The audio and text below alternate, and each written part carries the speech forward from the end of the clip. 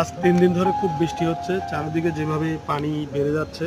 আপনারা সবাই সাবধানে থাকবেন, নিজেকে সেফ রাখবেন এবং সতর্ক থাকবেন যাতে অতিরিক্ত পানির কারণে আবার যাতে আপনাদের ঘর বাড়ি এবং চলাচল সব কিছু মিলে যাতে ধ্বংস না হয়, 2024-এর পুনরাবৃত্তি হওয়ার কোনো সম্ভাবনা যাতে না হয়।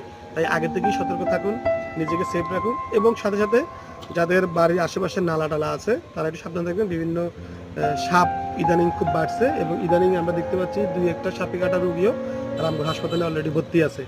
তো যে যেখানেই থাকুন, ফেনীতে অনেক পানি উঠেছে আমরা দেখছি আমাদের টেলিভিশনে, পাশাপাশি খাগড়াছড়ির অনেক জায়গায় পানি উঠে গেছে। তো সবাই আবারও বলছি সতর্ক থাকুন। এখন বলতে আরও 2 দিন বৃষ্টি হওয়ার সম্ভাবনা আছে।